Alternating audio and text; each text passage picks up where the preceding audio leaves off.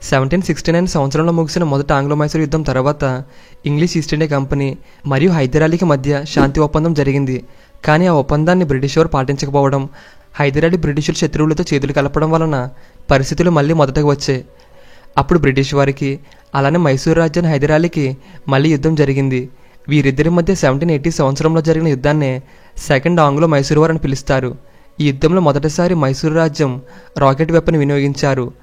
హైదర్ అలీ కుమారుడైన టిప్పు సుల్తాన్ తన తండ్రికి సపోర్టుగా యుద్ధరంగంలో నిలబడి శత్రువులపై తన బలాన్ని చూపిస్తాడు.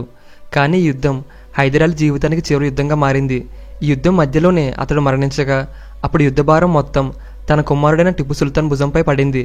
టిప్పు యొక్క వీరత్వం, వ్యూహాల వల్ల ఈ యుద్ధం చరిత్రలో ప్రత్యేక స్థానం సంపాదించుకుంది. ఈ రెండో ఆంగ్లో మైసూర్ యుద్ధం ఎందుకు బ్రిటిష్ వారు వెనక్కి తగ్గేలా చేసింది? టిప్పు సుల్తాన్ ఎలా ఒక శక్తివంతమైన నాయకుడిగా ఎదిగాడో ఇప్పుడు చూద్దాం. బ్రిటిష్ వారికి మైసూర్ రాజ్యానికి మొత్తం 4 సార్లు యుద్ధాలు జరిగాయి. వాటినే 4 ఆంగ్లో మైసూర్ యుద్ధాలని పిలుస్తారు. మొదటి ఆంగ్లో మైసూర్ యుద్ధం గురించి మనం లాస్ట్ వీడియోలో డీటెయిల్గా తెలుసుకున్నాం. ఇంకా వీడియోని ఎవరైనా చూడకపోతే ఒకసారి చూడండి. అలానే మన ఛానల్కి మీ సపోర్ట్గా ఒక లైక్ చేయండి. మీ సపోర్ట్ ఉంటే ఇలాంటి మంచి వీడియోస్ ఇంకా మన ఛానల్లో వస్తాయి. ఇంక లేట్ చేయకుండా మన టాపిక్లోకి వెళ్దాం. సెకండ్ ఆంగ్లో మైసూర్ వార్ 1780 నుండి 1784 సంవత్సరం వరకు జరిగింది. ఇక్కడ మనకి ఆంగ్లో వార్ అంటే బ్రిటిష్ వారు అని అర్థం. బ్రిటిష్ వారు మన దేశంలో వ్యాపారం చేయడానికి మన దేశంలోకి వస్తారు. అప్పుడు వారు ఒక కంపెనీని స్థాపించుకుంటారు. ఆ కంపెనీ పేరు బ్రిటిష్ ఈస్ట్ ఇండియా కంపెనీ. వీరు మొదట్లో వ్యాపారం చేయడానికి వచ్చి తర్వాత మెల్లగా చిన్న చిన్న రాజ్యాలతో యుద్ధాలు చేసి వారి ప్రాంతాలను ఆక్రమించి పాలనలోకి అడుగు పెడతారు. అయితే మనకి మైసూర్ రాజ్యం ఒకప్పుడు విజయనగర సామ్రాజ్యం కింద ఉండేది. విజయనగర సామ్రాజ్యం ఆ కాలంలో చాలా ప్రాంతాలను వారి గుప్పెట్లో పెట్టుకుంది. విజయనగర సామ్రాజ్య పాలకుడు ఆ ప్రాంతాలకు సామంతరాజులు నియమించి వారిని తమ కంట్రోల్లో ఉంచుకునేవారు. అయితే విజయనగర సామ్రాజ్యం చాలా సంవత్సరాలు గొప్పగా పరిపాలించింది. కానీ విజయనగర సామ్రాజ్యంలో తర్వాత వచ్చిన పాలకులు సరిగ్గా పరిపాలించలేకపోవడం వల్ల విజయనగర సామ్రాజ్యం మెల్లగా క్షీణించడం మొదలవుతుంది. అప్పుడు విజయనగర సామ్రాజ్యం కింద ఉన్న సామంతరాజులు వారి స్వాతంత్ర్యాన్ని ప్రకటించుకుంటారు.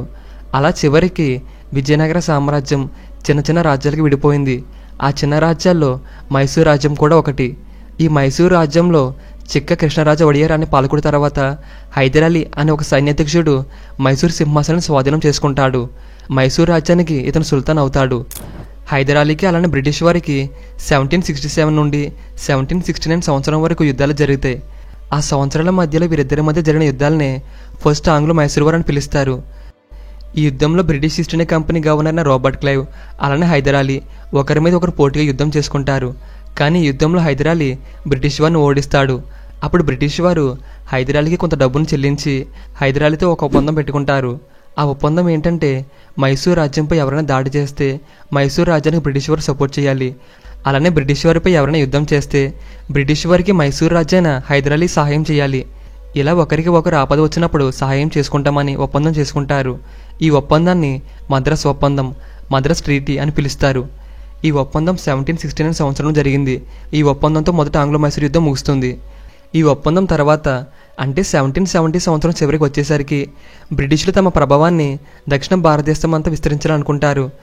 మరోవైపు మైసూర్ రాజ్యాన్ని హైదర్ అలీ తన రాజ్యాన్ని అభివృద్ధి చేయడానికి ప్రయత్నిస్తాడు. అయితే అదే సమయంలో ఫ్రెంచ్ వారు మరియు బ్రిటిష్ వారు యూరోప్ దేశాలు యుద్ధాలు చేసుకుంటారు. ఫ్రెంచ్ వారికి అలానే బ్రిటిష్ వారికి అసలు పడేది కాదు. వీరిద్దరూ అప్పటికే చాలా సంవత్సరాల నుంచి శత్రువులుగా ఉంటారు. వీరిద్దరూ మన దేశంలో కూడా యుద్ధాలు చేసుకున్నారు.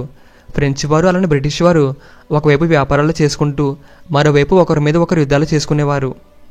అయితే ఇక్కడ మనకి మైసూర్ రాజ్యాన్ని హైదర్ అలీ ఫ్రెంచ్ వారితో స్నేహ సంబంధం పెట్టుకుంటాడు. ఇది బ్రిటిషులకు ఏమాత్రం నచ్చలేదు. అలా కొన్ని రోజులు గడిచిన తర్వాత 1771 సంవత్సరంలో మైసూర్ రాజ్యానికి మరియు మరాఠా రాజులకు ఒక యుద్ధం జరుగుతుంది. అప్పుడు మైసూర్ రాజ్యాన్ని హైదర్ అలీ మద్రాస్ ఒప్పందం ప్రకారం తనకి సహాయం చేయమని బ్రిటిష్ వారిని అడుగుతాడు.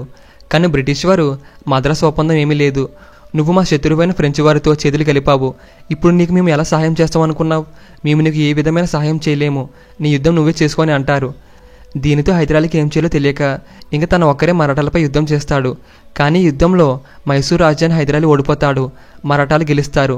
మరాఠాలు యుద్ధంలో గెలిచిన తర్వాత మైసూరు ప్రాంతాన్ని ఆక్రమిస్తారు. అప్పుడు హైదర్ అలీ మరాఠా రాజులకు 36 లక్షల రూపాయలు ఇచ్చి మైసూరు ప్రాంతాన్ని తిరిగి స్వాధీనం చేసుకుంటాడు. అయితే హైదర్ అలీకి ఈ నష్టం రావడానికి బ్రిటిష్ వారి కారణమని, బ్రిటిష్ వారు మద్రాస్ ఒప్పందాన్ని పాటించి వారికి సహాయం చేసి ఉండుంటే మరాఠాలను సింపుల్గా ఓడించేవనని బ్రిటిషర్స్పై కోపంగా ఉంటాడు. అయితే బ్రిటిష్ వారు మరి ఫ్రెంచ్ వారు యూరోప్ దేశాలు అమెరికా సింహాసనం గురించి ఒకరి మీద ఒకరు యుద్ధాలు చేసుకునేవారు. ఆ యుద్ధాలను భారతదేశంలో కూడా కొనసాగించారు. వీరు ఒకరి మీద ఒకరు యుద్ధాలు చేసుకుని బ్రిటిష్ వారి ఫ్యాక్టరీస్ని ఫ్రెంచ్ వారు, అలానే ఫ్రెంచ్ వారి ఫ్యాక్టరీస్ని బ్రిటిష్ వారు స్వాధీనం చేసుకునేవారు. అప్పుడు బ్రిటిష్ వారు ఫ్రెంచ్ వారి యొక్క మాహే ఫ్యాక్టరీపై దాడి చేస్తారు. ఇక్కడ మాహే అంటే హైదరాలీ కంట్రోల్లో ఉన్న ఒక ప్రాంతం. ఆ ప్రాంతాన్ని ఫ్రెంచ్ వారికి వ్యాపారం చేయడానికి హైదరాలీ ఇస్తాడు. ఎప్పుడైతే బ్రిటిషులు ఆ ప్రాంతాన్ని స్వాధీనం చేసుకుంటారో అప్పుడు హైదరాలీకి మళ్ళీ కోపం వస్తుంది. ఈసారి హైదరాలీ బ్రిటిష్ వారి శత్రువులతో చేతులు కలుపుతాడు. వారిలో మరాఠాస్ కూడా ఉంటారు. మరాఠాలు గతంలో మైసూర్ రాజ్యానికి శత్రువులు. కానీ తర్వాత రోజుల్లో బ్రిటిష్ వారికి అలానే మరాఠాలకి చిన్న చిన్న యుద్ధాలు జరుగుతాయి. దీని కారణంగా మరాఠాలు మైసూర్ రాజ్యంతో చేతులు కలుపుతారు. తర్వాత రోజుల్లో వీరిద్దరితో హైదరాబాద్ నిజాంలు కూడా చేతులు కలుపుతారు. ఎందుకంటే హైదరాబాద్ నిజాంస్ యొక్క నార్థన్ సర్కార్స్ ప్రాంతాన్ని బ్రిటిష్ వారు స్వాధీనం చేసుకోవడం వల్ల. అలా వీరు ముగ్గురు కలిసి బ్రిటిష్ వారిపై యుద్ధం చేయడానికి సిద్ధమవుతారు. అటువైపేమో బ్రిటిష్ వారు వీరు ముగ్గురిని ఎదిరించి పోరాడడానికి కర్ణాటక నవాబైన వల్లజ సహాయం తీసుకుంటారు. అయితే 1779 సంవత్సరం చివరిలో హైదరాలీ దాదాపు 80,000 మంది సైనికులతో బ్రిటిషులపై దాడి చేశాడు. తన సైన్యాన్ని మైసూర్, కూర్గ్, సేలం, విల్లుపురం దిశగా పంపించాడు. 1779 నుండి 1780లో హైదరాలీ బ్రిటిషుల సైన్యంపై దాడులు చేశాడు. ఈ దాడుల తర్వాత 1780 సంవత్సరంలో కోయంబత్తూర్, ఆర్కట్, అంబూరు ప్రాంతాలు హైదరాలీ చేతిలోకి వస్తాయి. తర్వాత వీరికి మళ్ళీ 1781 సంవత్సరంలో ఇంకోసారి యుద్ధం జరుగుతుంది. అయితే ఈ యుద్ధంలో హైదరాలీ కుమారుడు టిప్పు కూడా పాల్గొంటారు. టిప్పు యుద్ధంలో పాల్గొని తన తండ్రి అయిన హైదరాలీకి సహాయం చేస్తాడు. టిప్పు యొక్క యుద్ధ నాయకత్వం, ధైర్యం, వ్యూహాత్మక తెలివి ఇవన్నీ బ్రిటిషులను భయపడేలా చేశాయి. ఆ సమయంలో బ్రిటిష్ సైన్యానికి సార్ ఐర్కూట్ నాయకత్వం వహించాడు. అప్పుడు టిప్పుకి మరియు సార్ ఐర్కూట్కి ఇద్దరి మధ్య పోర్టో నోవో యుద్ధం జరుగుతుంది. ఈ యుద్ధంలో టిప్పు తన బలాన్ని చూపించి బ్రిటిష్ వారిని ఓడిస్తాడు. ఈ యుద్ధం తర్వాత పోలిలూరు యుద్ధం, అనుగుండి యుద్ధం వంటి అనేక చిన్న యుద్ధాలు జరుగుతాయి. అయితే ఈ యుద్ధాలు కొనసాగుతుండగా 1782 సంవత్సరంలో హైదరాలీ మరణిస్తాడు. అతని మరణం యుద్ధానికి పెద్ద మలుపు తీసుకొచ్చింది. ఇప్పుడు యుద్ధ బాధ్యత మొత్తం పూర్తిగా టిప్పు భుజాలపై పడింది. అతను తన తండ్రి గౌరవం కోసం ఈ యుద్ధాన్ని కొనసాగించాడు. అతని తండ్రి మరణించిన తర్వాత మైసూర్ రాజ్యానికి ఇతను సుల్తాన్ అవుతాడు. అప్పటి నుంచి ఇతన్ని టిప్పు సుల్తాన్ అని పిలవడం మొదలు పెడతారు. అయితే హైదరాలీ మరణం తర్వాత టిప్పు సుల్తాన్ మరింత కఠినమైన వ్యూహాలతో ముందుకు సాగుతాడు. అతను మద్రాస్ దిశగా దాడి చేయకుండా మంగళూరు, కోచి, మలబార్ తీర ప్రాంతాలపై దృష్టి పెట్టాడు. అయితే 1783 సంవత్సరంలో బ్రిటిషులు మంగళూరు కోటను ఆక్రమించారు. అప్పుడు టిప్పు వెంటనే బ్రిటిష్ వారిపై దాడి చేసి మంగళూరు కోటను తిరిగి స్వాధీనం చేసుకుంటాడు. అయితే ఇప్పుడు రెండు పక్కల వారికి చాలా నష్టం వచ్చింది. వీరు ఎన్ని యుద్ధాలు చేసుకున్నా పూర్తి విజయం మాత్రం ఎవరికి రాలేదు. దీని ఫలితంగా 1784 సంవత్సరంలో మైసూరు వారు, బ్రిటిష్ వారు వీరిద్దరూ శాంతి ఒప్పందం కుదుర్చుకుంటారు. దీన్ని మంగళూరు ఒప్పందం, ట్రీటీ ఆఫ్ మంగళూరు అని అంటారు. ఈ ఒప్పందం ప్రకారం యుద్ధంలో ఆక్రమించిన ప్రాంతాలను ఎవరి వాళ్ళకి తిరిగి ఇచ్చేయాలి. అలానే యుద్ధ సమయంలో పట్టుకున్న ఖైదీలను విడుదల చేయాలి. మరి ఇక నుంచి ఒకరిపై ఒకరు దాడి చేయకూడదు. ఇలా ఈ ఒప్పందంతో రెండవ ఆంగ్లో మైసూర్ యుద్ధం ముగుస్తుంది. ఇంక ఇది ఫ్రెండ్స్ ఈరోజు వీడియో. ఈ వీడియో మీకు నచ్చినట్టయితే ఇప్పుడే మన ఛానల్ని సబ్స్క్రైబ్ చేసుకుని బెల్ ఐకాన్ ఆన్లో ఉంచుకోండి. నెక్స్ట్ వీడియోలో మళ్ళీ కలుద్దాం.